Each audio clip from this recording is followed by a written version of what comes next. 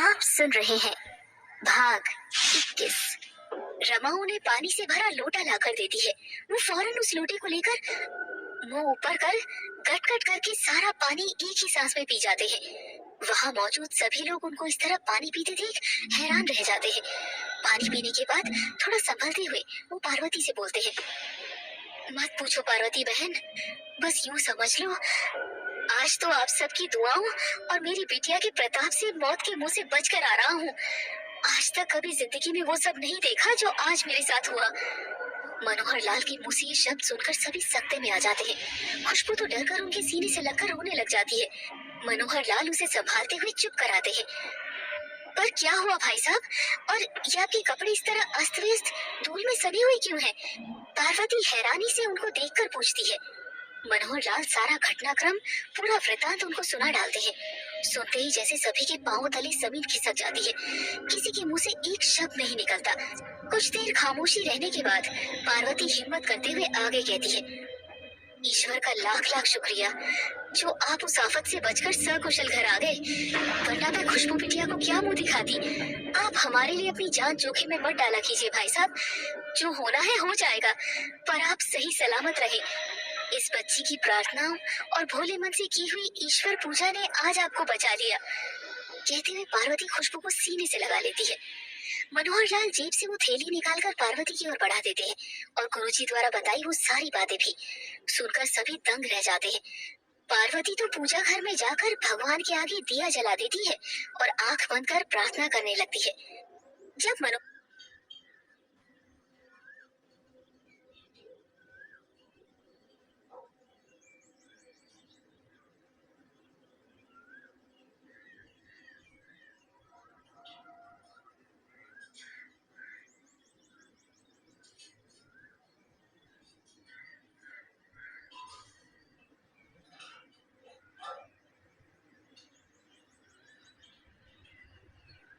मनोहर लाल ने वो थैली जैसी पार्वती को दी थी, उसी समय कमरे में गुलाबो एक झटके से उठकर गुस्से में दांत पीसते हुए बड़ी बड़ी आंखें निकालने लगती है।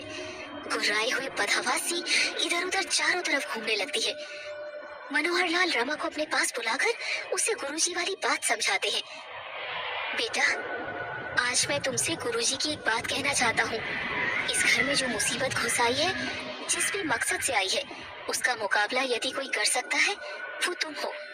गुरुजी ने कहा था वो एक सुहागन के रूप में शक्तिशाली होकर आई है और उस नकारात्मक शक्तिशाली सुहागन का सामना केवल एक पतिव्रता सच्ची नारी एक सुहागन ही कर सकती है, और इस घर में वो तुम हो।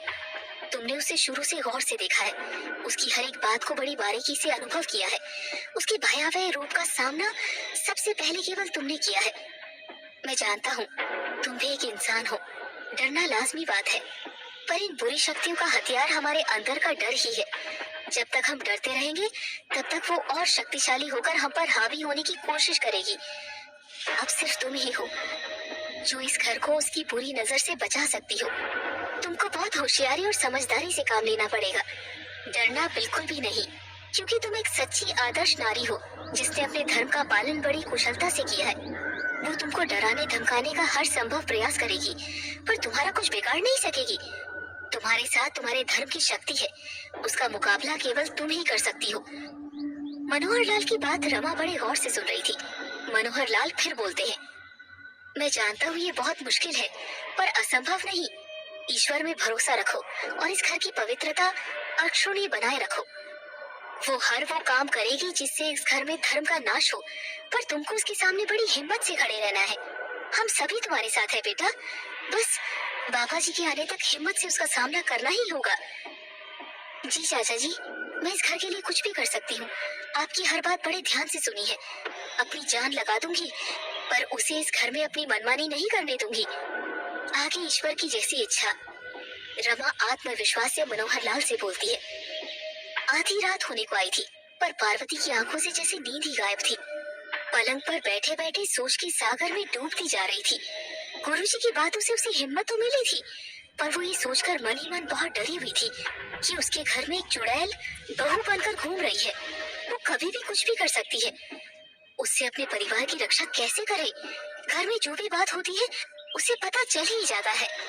वो भगवान से मन ही मन प्रार्थना करती है कि इस घर की रक्षा करना प्रभु। वो अभी कमरे में बैठी बैठी यही सब सोच ही रही थी कि तभी उसे आभास होता है कि जैसे कोई बाहर आंगन में घूम रहा हो। उसके मन में रमा वाली बात फौरन घर कर जाती है। पार्वती भय से कंपित होने लगती है।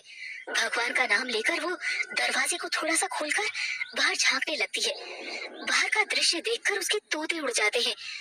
बाहर आंगन में वही साया, अजीब सी कद काठी, कंधे विचित्र ढंग से उचके हुए, मुंह से डरावनी भयानक गुर्राने की आवाज करते हुए इधर उधर कुछ ढूंढ रहा था।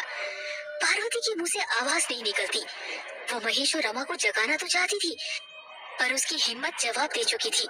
मुंडी और बिट्टू उसी के पास कमरे में सोए पड़े थे।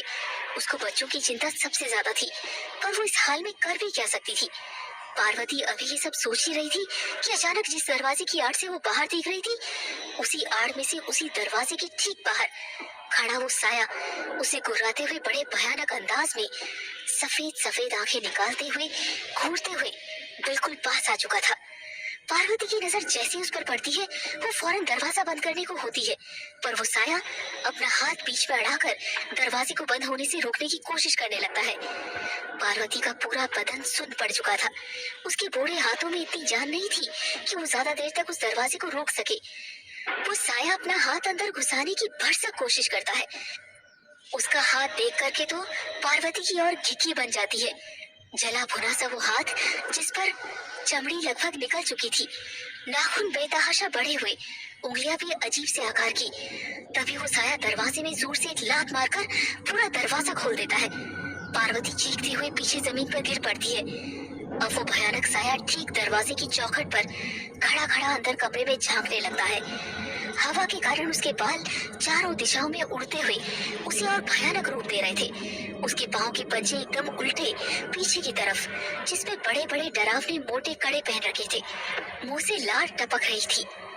जबड़ा दांतों की जड़ों तक स्पष्ट दिख रहा था। नाक लंबी और नुकीली। पार्वती को बड़ी बड़ी आंखों से गुस्से से दांत पीसते हुए घूरने लगती है। पार्वती मुंह फाड़े फाड़े बेदम सी होकर उसे ही देखती रहती है। डर के मारे पार्वती के मुंह से रह रहकर अटकती हुई टूटी फूटी आवाज निकल रही थी। वो डरावना साया जैसे आगे बढ़ने को होता है, तभी पीछे से महेश और रमा पार्वती की चीख सुनकर वहां आ जाते हैं। अरे माँ, क्या हुआ? तुम गिर कैसे पड़ी? और छोटी बहू इतनी रात को यहाँ दरवाजे पर क्यों खड़ी है? महेश आश्चर्य से वहां देखता हुआ बोला। उसकी बात सुनकर पार्वती डरते डरते सामने खड़ी गुलाबों की तरफ देखती है, तो और भी हैरान रह जाती है। वो भयानक साया वहां नहीं था, बल्कि उसकी जगह गुलाबों वहां खड़ी थी। पार्वती के मुंह से एक शब्द भी नहीं फूटता, बस हैरानी से आंखें चौड़ी किए वो गुलाबों को ही एकटक निहारती रहती है। तभी गुलाबों पीछे पलटकर महेश को देखते हुए साड़ी का पल्लू सर पर लेकर उनसे बोली, अरे जेठ जी, मैं भी बाजी की आवाज सुनकर यहाँ आई। पता नहीं क्या हुआ अचानक इनको, पागलों की तरह चिल्लाने लगी। मुझे भी समझ नहीं आ रहा। बड़ी मासूमियत से गुलाबो सबसे बोली। उसकी ये कहते ही पार्वती का आश्चर्य और भी दुगना हो जाता है, पर रमा धीरे धीरे सब समझ रही थी। लेकिन उस वक्त वो भी क्या कर सकती थी। महेश आगे बढ़कर पार्वती को जमीन से उठाकर बिस्तर पर लेटा देता है और समझाने लगता है। रमा भी पार्वती के पास आकर बैठ जाती है। तब तक बच्चे भी आवाजें सुनकर उठ चुके होते हैं। रमा, तुम यही माँ के पास ही रहो, वो इस वक्त बहुत घबराई हुई है। मैं सुबह बात करूंगा। अभी आधी रात को इस तरह यहाँ वाला क्या बात करूं? माँ, आप आराम से सो जाओ। आपको डर लग रहा है तो मैं बाहर आंगन में ही खटिया पर सो जाता हूँ। रमा यही आपके पास सो जाएगी। महेश रमा को वही रुकने का इशारा करते हुए बोला। उनकी बात सुनकर गुलाबो पार्वती और रमा को बड़े अजीब तरीके से देखने लगती है। जाओ बहू, तुम भी अपने कमरे में सो जाओ, मैं यहीं बाहर सो जाता हूँ। महेश गुलाबो से बोलता है। महेश की बात सुनकर गुलाबो वहाँ से जाने लगती है, लेकिन जाते जाते वो एक बार फिर पीछे मुड़कर देखती है। उसका चेहरा वापस खतरनाक वैसा ही हो जाता है। बड़े अजीब ढंग से मुस्कुराते हुए वो उनको देखते हुए वहाँ से चली जाती है। उसका भयानक चेहरा वापस से देखकर पार्वती और रमा घबराकर एक दूसरे से चिपक जाते हैं।